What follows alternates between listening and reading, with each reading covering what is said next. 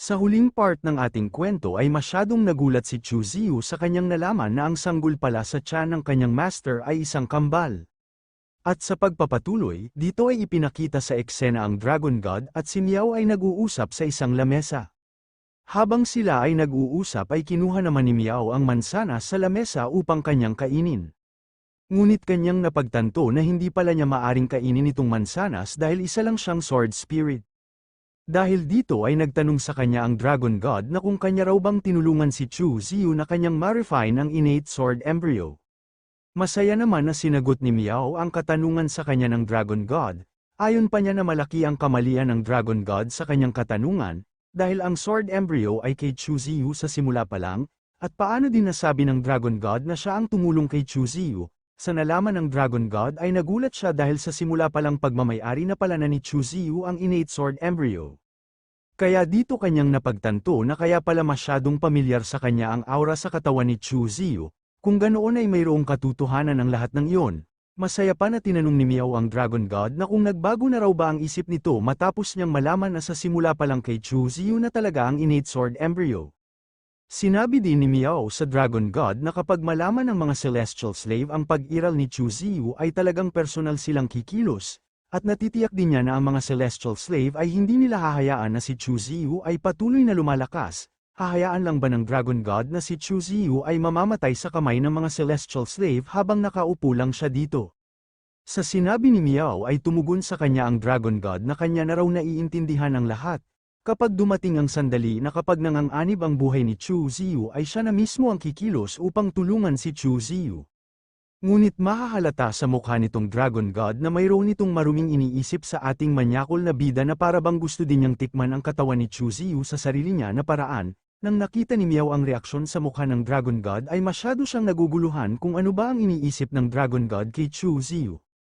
Sinabi pa ng Dragon God kay Miao na kinakailangan niyang magpatuhog kay Chu Ziyu dahil ang angka ng Dragon God ay halos nasa huling bahagi na sa kanyang henerasyon.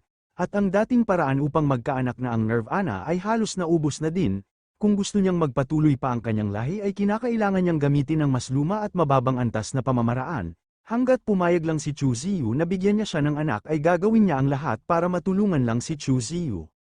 Sa mga sinabi ng Dragon God ay masaya na tumugon sa kanya si Miao na kanya raw ipapaalam kay Chu Ziyu ang gusto niyang mangyari, at hindi din niya natitiyak kung papayag ba doon si Chu Ziyu. Ipinakita naman sa eksena ang lawa kung nasaan ang ibang mga cultivators na kasamahan ni Chu Ziyu. Dito ay makikita si Tianjin maging ang Lord of Thousand Faces at ang iba pa na seryoso na nag-cultivate. Habang sila ay nag-cultivate ay itong mga puppet naman na alagad ni Chu Ziyu ay mayroon silang nakita na kakaiba sa kanilang unahan. Ang kanila palang nakita ay itong pamilyar na lalaki na agad na hinarang nitong dalawang babae na puppet upang kanilang matanong kung sino ang pagkakilanlan nito. Sinabi pa ng dalawang babae kay Zhou Long na ang lugar raw na ito ay ang banal na lawa. Ipinagbabawal dito ang pumasok ng walang pahintulot kaya huwag itong maglakad dito ng walang ingat kung ayaw pa niyang mamatay. Ipinakilala naman ni Zhou Long ang kanyang sarili na siya raw ay si Zhou Long, kaya siya tumungo dito dahil narinig niya na nandito ang mga cultivator na nanggaling sa Skyvault continent katulad niya. Wala raw siyang balak na sila ay gambalahin dahil balak lang niyang sumama sa kanila. Sa ipinaliwanag ni Zhou Long na siya ay nanggaling sa Skyvault continent ay nagkakatitigan nitong dalawang babae na puppet kung maaari na ba nilang pahintulutan nitong si Zhou Long na pumasok dito sa lawa upang samahan ng ibang mga cultivator na tagalabas. Nang pumayag na ang dalawang puppet na makisali sa ibang mga cultivator itong si Zhou Long ay mahahalata sa mukha nito ang labis na kasiyahan na para bang mayroon itong masamang binabalak. Iniisip din niya na katulad daw ng kanyang inaasahan na mayroon talagang malakas na grupo dito. Kaya hindi na nakapagtataka na nagawa nilang maubos ang maraming bilang ng mga sandata ng Celestial Slave. Nang nakapasok na si Zhou Long ay agad naman na lumapit sa kanya si Liu Zu na kanyang sinaad kay Zhou Long na masaya raw siya na nagawang makapag-recover ang hari ng Hilaga sa kanyang tinamo na malaking sugat. Na agad naman na pinasalamatan ni Zhou Long ang pagmamalasakit sa kanya ng Pickmaster ng Heavenly Sword. Sinabi pa ni Zhou Long kay Liu Zu na matapos raw niyang nahiwalay sa kanila ay nakatagpo siya ng isang halimaw na lugar at doon siya nakakuha ng pagkakataon na nagbigay sa kanya ng malaking tulong. Ngunit natigil naman ang kanilang usapan dahil bigla na lang dumating si Chu Ziyu maging si Meng Dai sa sagradong lawa. Nang pagkatingin ni Chu Ziyu kay Zhou Long ay naging seryoso ang kanyang tingin nito na para bang mayroon siyang nararamdaman na kakaiba sa tao na ito. Lumabas naman ang pawis sa mukha nitong si Jolong nang kanyang nakita si Chu Ziyu dahil parang nararamdaman daw niya ang aura ng sword embryo sa katawan ni Chu Ziyu. Samantalang itong si Tianjin ay agad niyang sinalubong si Meng Dai nang kanya itong nakita, dahil masyado raw talaga siyang natuwa dahil ligtas lang siya, kamakailan lang ay masyado talaga siyang nag-alala sa kanyang junior sister kung ayos lang ba siya, na agad naman pinasalamatan ni Meng Dai ang pag-alala sa kanya ni Tianjin. Ang Lord of Thousand Faces naman ay nakaramdam ng pagkabahala dahil sila daw na mga demon ay naghihintay na lang ng kanilang kamatayan. Ano raw ba kaya ang gagawin ni Chu Ziyu sa kanila matapos niyang makabalik dito? Papaalisin ba niya sila dito? O baka kanya silang papatayin dito? Kapag hindi ay marahil kukunin lang niya kung ano ang kanyang gusto sa kanila. Sabay tinawag ng Lord of Thousand Faces ang pansin ni Chu Ziyu dahil mayroon lang siyang gustong sabihin. Pero kanyang iniisip na hindi raw sila agad na inatake ni Chu Ziyu. Ang ibig sabihin lang nito ay may puwang ang pakikipag-usap sa kanya, kaya kinakailangan niyang samantalahin ang pagkakataon na ito. Pero nagulat ang Lord of Thousand Faces dahil tinugon lang sa kanya ni Chu Ziyu na kung mayroon siyang gustong sabihin sa kanya ay kailangan niyang maghintay dahil sa ngayon mayroon pa siyang mas importante na dapat asikasuhin. Sa sinabi ni Chu Ziyu ay nagtataka ang Lord of Thousand Faces kung ano ang importante na asikasuhin ni Chu Ziyu sa pagkakataon na ito. Nang nilapitan na ni Chu Ziyu si Jolong ay napapaisip ang Lord of Thousand Faces kung ano ba ang importante na pag-usapan nila Chu Ziyu at ni Jolong, pero mahahalata itong si Jolong na masyado siyang nagulat dahil walang alinlangan na nilapitan siya ni Chu Ziyu. Iniisip naman ni Chu Ziyu na ang aura daw na dumadaloy sa katawan ng tao na ito ay nagpapaalala sa kanya noong kanyang nakaharap na isang mata na nagsasalita na nasa noo ng batang demonyo, ngunit ang kanyang pinagtataka dahil ang nilalang na iyon ay nagmula sa ibang kalangitan. At karaniwan din dito sa Taiji Ancient Star ay hindi magkakaroon ng ganoon na nilalang, dahil sa malalim na iniisip ni Chu Ziyu ay kanyang napagtanto na ang tao na ito ay kontrolado na ng Celestial Slave. Nakaramdam naman ng pagkabahala itong si Jolong na napapatanong sa kanyang sarili na kung bakit itong Holy Sun ay hindi maalis ang kanyang tingin sa kanya. Wala nang ang sinayang na oras si Chu Ziyu dahil seryoso siyang naghanda ng kanyang formation na ang Peak 7th Rank Formation. Ang Lord of Thousand Faces na nakakita sa biglaan na kilos ni Chu Ziyu ay hindi siya makapaniwala dahil madali lang nakapag-set up si Chu Ziyu ng 7th rank formation, kahit ang mga expert sa ganitong formation art ay hindi nila magagawa ang ganito kabilis na pag-set up ng formation. Dahil dito ay napasigaw si Jolong dahil bigla na lang siyang inatake ni Chu Ziyu ng kanyang nilikha na 7th rank formation para siya ay hulihin. Tanong pa niya kay Chu Ziyu na kung ano raw ba itong kanyang ginawa sa kanya.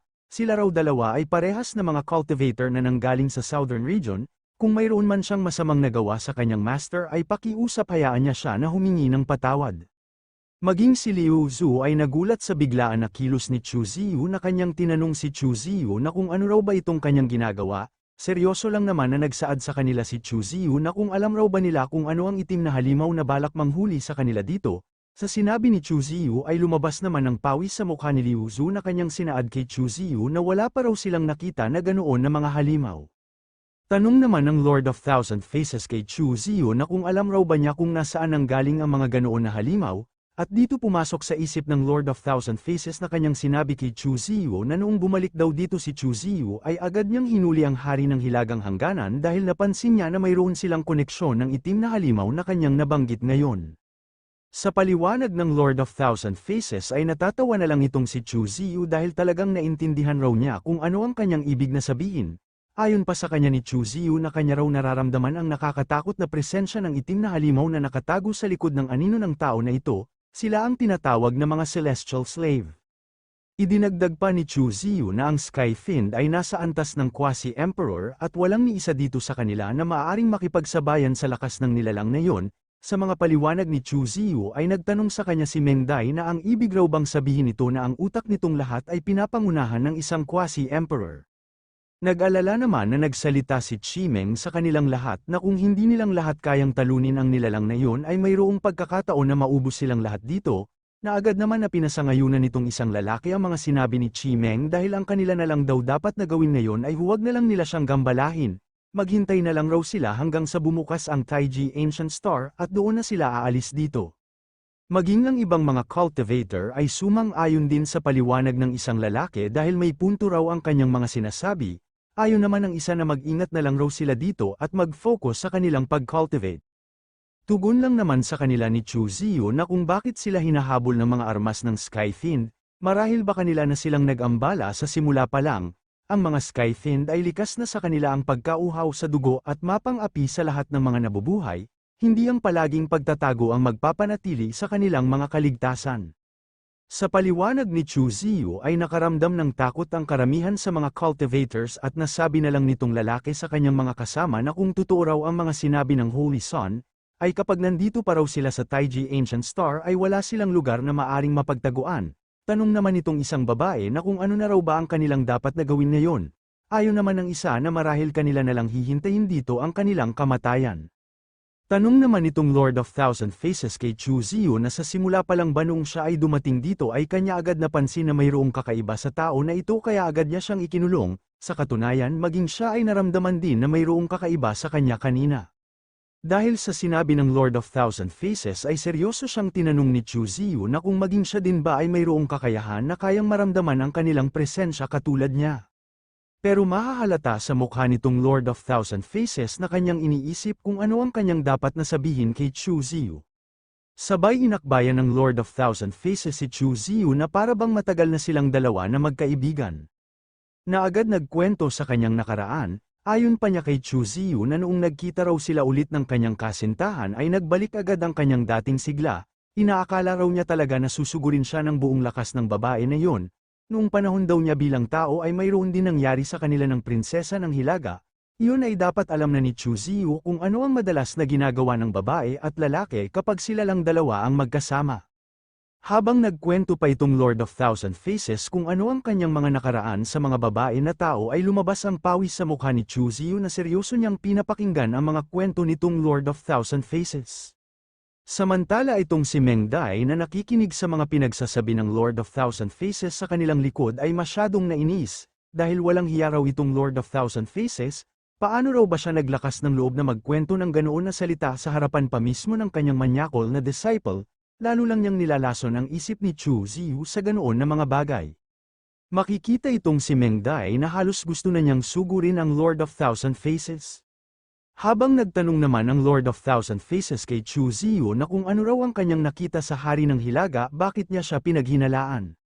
Sa isip-isip naman ni Chu Ziyu na hindi raw niya dapat sabihin sa Lord of Thousand Faces na mayroon siyang nararamdaman na kakaiba sa aura ng hari ng Hilaga gamit ang kanyang Unified Dao Seed.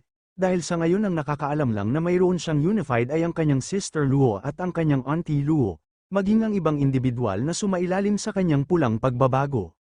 Dahil hindi pa rin nagsalita si Chu Ziyu ay nagsalita sa kanya ang Lord of Thousand Faces na kapag hindi raw niya sasabihin sa kanya kung ano ang dahilan ay ayos lang ito sa kanya, sa ngayon ay kanila na lang pag-usapan kung ano ang kanilang susunod na gagawin, dahil sa ngayon aminin man niya o sa hindi ay totoong hawak ni Chu Ziyu ang kanilang mga buhay dito. At agad na nga naghanda si Chu Ziyu ng kanyang teknik upang kanya nang simulan ang pagtanong kay Zhou Long kung bakit ito tumungo dito. Makikita ang pulang aura ni Chu Ziyu na ito ay kumalat sa buong lawa. Sa pinakawalan ng mga kulay pulang aura ni Chu Ziyu ay tinanong siya ng kanyang master kung saan papunta ang kanyang pinakawalan na pulang enerhiya. Sabi naman ni Chu Ziyu sa kanyang master na hindi raw niya hahayaan na makita ng iba ang kanyang Dao Seed kaya pansamantala niya silang binigyan ng harang upang hindi sila makakita. Dagdag pa ni Chu Ziyu sa kanyang master na sundan raw niya siya dahil kanilang siyasatin ang kaluluwa ng hari ng Hilaga. Nang sinimulan na ni Chu Ziyu na modified si Zhou Long ay kanyang ipinaliwanag sa kanyang master na itong kanya raw ginawa ngayon ay ang pagpapabago ng isang nilalang na nabubuhay. Si Meng Dai na nakakita sa ginawa ni Chu Ziyu ay napatingala sa kanyang itaas na kanyang tinanong si Chu Ziyu na kung ano raw ba itong kanyang nakita sa kanilang itaas. Ang nakita pala ni Meng Dai ay ang maraming mga itim na aura galing sa kaluluwa ni Zhou Long. Makikita itong nasa katawan ni Zhou Long na dahan-dahan na lumabas ang itim na enerhiya dulot ng Dao modification ni Chu Ziyu. Nang tuluyan ng natipon ang mga itim na mga enerhiya ay napapatanong na lang itong si Chu Ziyu na kung ito raw ba ang Dao ng Skyfiend, pero bakit ang pinanggalingan ng malailog na itim na enerhiya ay ang makalangit na Dao? Dahil dito ay lumabas ang maraming pawis sa mukha ni Chu Ziyu dahil ito raw ay isang Dao na parang hindi totoong Dao, isang tao ngunit hindi totoong tao, ito raw ay isang malungkot na kinabukasan ng sangkatauhan, ito raw ba ang dahilan kung bakit ang dakilang Dao ay nagpapasakop sa lahat ng mga nabubuhay? Nang nakita ni Meng Dai na lumabas ang maraming pawis sa mukha ng kanyang minamahal ay agad niyang pinunasan ang mukha ni Chu Ziyu na kanya itong tinanong kung ano raw ba ang problema. Ayon naman sa kanya ni Chu Ziyu na huwag na raw mag-alala sa kanya ang kanyang master dahil ayos lang naman siya. Nag-alala naman na tumugon sa kanya ang kanyang master na basta't ayos lang si Chu Ziyu ay magiging ayos na din siya. Paliwanag pa ni Chu Ziyu sa kanyang master na hindi raw maganda itong mga nangyari dahil ang hari ng hilaga ay napasailalim na ng Sky Fiend, kinakailangan raw niya siyang isama sa kanyang dao ng pagbabago. Ang kanya raw gagawin ngayon ay para lang niya siyang ninakaw pabalik doon sa Sky Fiend, siguradong mapapansin nila itong kanyang ginawa. Idinagdag pa ni Chu Ziyu na kapag malaman raw ng mga Sky Fiend ang katangian ng kanyang Dao Seed na kayang magpapabago ay natitiyak niya na agad silang kikilos upang siya ay kanilang patayin. Sa paliwanag ni Chu Ziyu ay nag-alala na hinawakan ni Meng Dai ang kamay ni Chu Ziyu na kanya itong tinanong kung ano na raw ba ang dapat nilang gawin ngayon. Agad lang naman na lumapit si Chu Ziyu kay Zhou Long na kanyang hinawakan ang katawan nito. Dahil sa paghawak ni Chu Ziyu sa katawan ni Zhou Long ay napasigaw ito ng malakas dahil sa sobrang sakit ng kanyang nararamdaman. Habang tinitingnan ni Chu Ziyu ang parang ilog na itim na mga enerhiya ay kanyang nasabi na sinabi raw sa kanya noong nakaraan ni Miao na ang pag-iral ng Sky Fiend ay nang dahil sa dakilang emperor na si Tai Yi, at magpasa hanggang ngayon ay patuloy pa rin siyang nakikipaglaban dito, kani-kanina lang ay pansamantala niyang nararamdaman ang isang maliit na agwat sa koneksyon ng itim na enerhiya at ng hari ng hilaga. Sabi naman ni Meng Dai kay Chu Ziyu na marahil ang emperor na si Tai Yi ang dahilan kung bakit nila nakita ang pagkakataon na ito, na agad naman pinasangayunan ni Chu Ziyu ang sinabi ng kanyang master dahil tama raw siya, kung hindi wala silang paraan para madali niyang mapasailalim ng enerhiya ng kanyang Blood Star ang katawan ng hari ng hilaga. Simula raw ngayon itong si Zhou Long ay magiging piyesa sa laro ng tatlong panig, ang kanyang sarili, ang Sky Fiend at ang dakilang emperor na si Tai Yi. Pero sa ngayon ay nagbago na ang kontrol ng piyesa, ito ay hindi pa alam ng Sky Fiend, ang nakakaalam lang nito ay ang kanyang panig at ang panig ng dakilang emperor na si Tai Yi. Samantala nagsalita naman itong si Zhou Long sa kanilang dalawa at ito ay nakikiusap na patayin na nila siya dahil ngayon ay alipin na siya ng mga halimaw. Sabi naman sa kanya ni Chu Ziyu na makinig raw muna sa kanya ang hari ng hilaga, dahil ngayon ay mayroon pa siyang 3 o baka 4 na oras bago siya tuluyan na mawalan ng kontrol sa kanyang sariling isip, kaya gamitin niya ang oras na iyon upang sabihin sa kanila kung ano ang kanyang mga nakita doon sa Sky Fiend, dahil kinakailangan niyang makabuo ng mga plano upang magawa niya silang matalo, at iyon ay magagawa lang niya kung kanyang sasabihin ang kanyang mga nakita doon.